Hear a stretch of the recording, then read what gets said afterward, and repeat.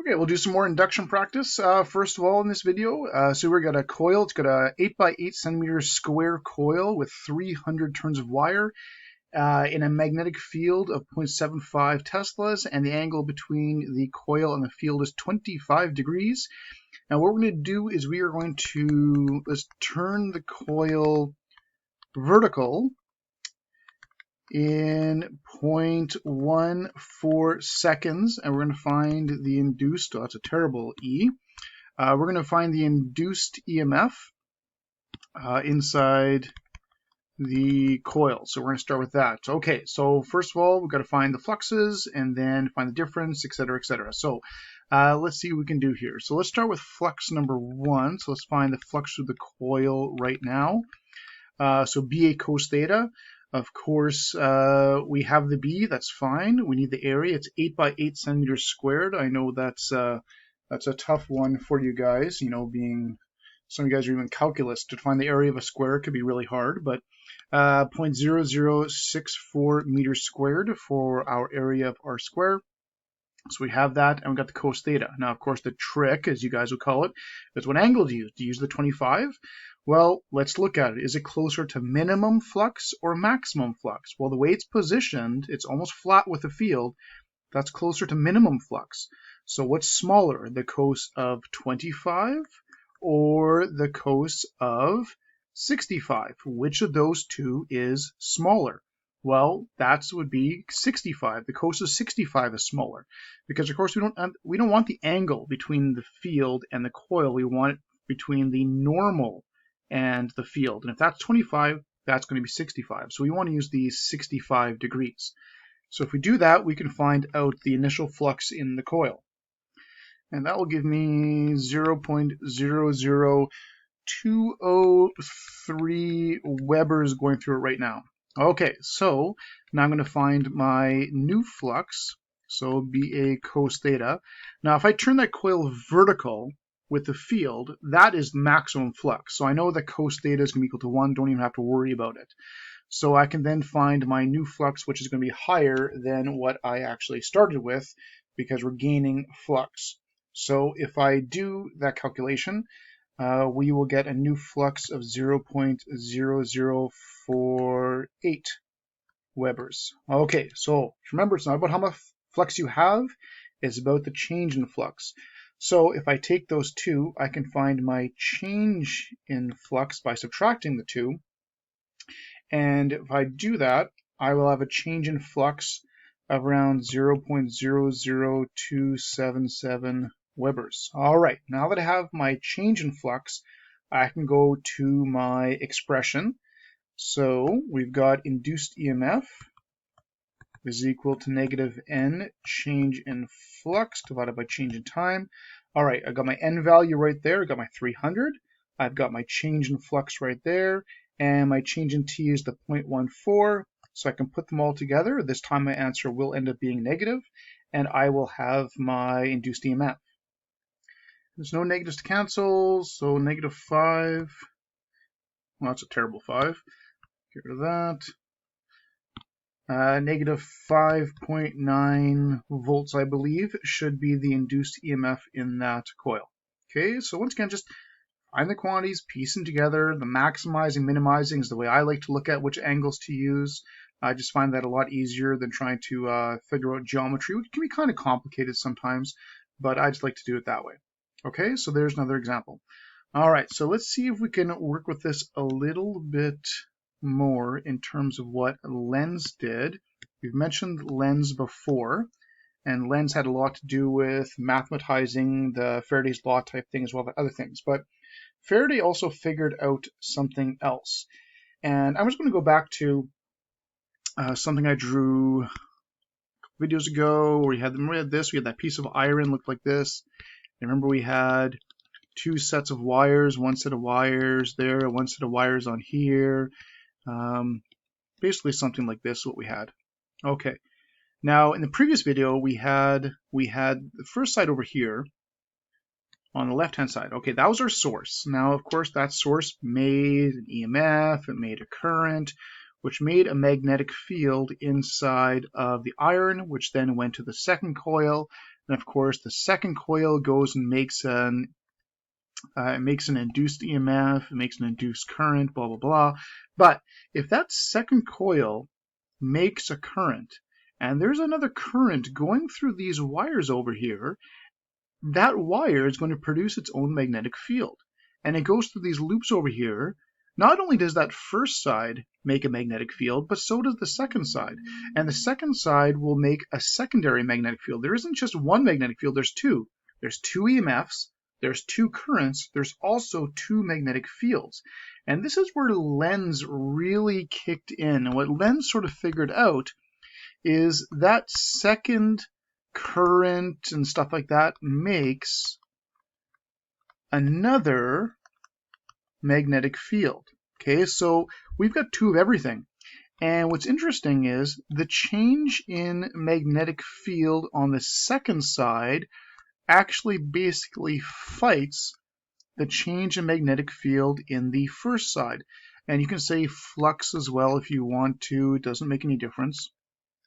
But basically, one will fight the other. It'll try and undo what was done. They actually try and cancel each other out. These two changes, these guys try to cancel out. It basically tries to undo what's been done, all right?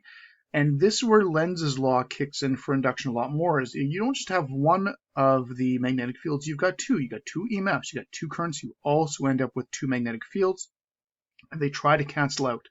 They try and sort of do the opposite or fight the change and stuff like that. It's sort of like, one of my favorite analogies for this is sort of like a 5-year-old. If you tell a 5-year-old not to do something, pretty much guaranteed they will do it, and they'll do the opposite. If you try and take something away, they'll try and take it back. If you try and give them something they don't want, they'll push it away. They always try and do the opposite, and Lenz's law is an awful lot like that, where you tell a 5-year-old to do something or not to do something, they'll do the exact opposite, okay? Not only 5-year-olds, but also, like teenage boys, but whatever. Anyway, so this is where Lenz's law kicks in, and we are going to practice that a little bit. Now, to practice that, we are going to actually use a sheet that's posted on your class website, and it'll make things a lot easier, and I can sort of show you how this type of thing actually works.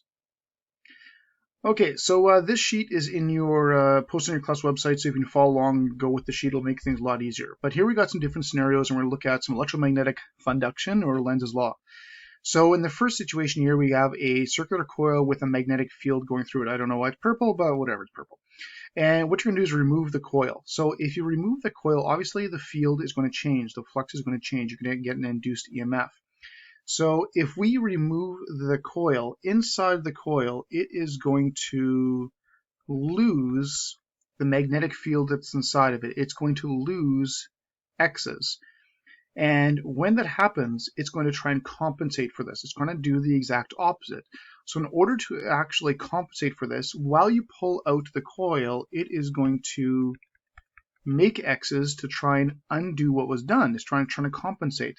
So the induced magnetic field inside of the coil is going to be an X.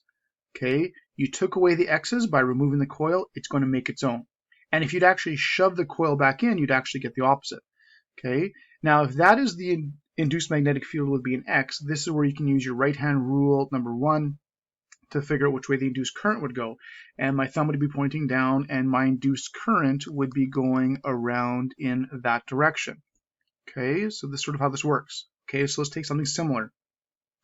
We're going to put the coil in to a magnetic field of dots. So here it is going to gain magnetic dots. All right, so now the coil is going to make its own magnetic field to try and cancel this out and compensate. You gave it dots, so what is it going to do? Now it can't lose dots, it doesn't have any dots to lose. So what it's actually going to do is it's actually going to make X's in order to try and cancel it out. Here it made X's to make up what was lost. Here it's going to make X's to try and cancel it. You're giving it dots, so it's going to make X's to cancel it out. So once again, the induced magnetic field would be an X, and the induced current would go in the sort of like the clockwise direction, the same as the first one. So again, coils and stuff like that typically make things to either make up what was lost or try and cancel out what is being given. Okay, so let's go to another scenario here. All right, so here we got a wire with a current going through it. So the first thing I'm going to do is I'm going to draw the magnetic field for the wire. And using my right-hand rule, I would have dots on this side, and I would have X's on this side for my wire. I'm going to change my color here a little bit. Change the size. I'll change the size. I like blue. All right. So if you turn off the current, right now that coil's got dots in it. If you turn off the current, it is going to lose. It's going to lose dots. So since it's going to lose dots, it is going to make dots in order to get back what was lost. So the induced magnetic field would be a dot this time.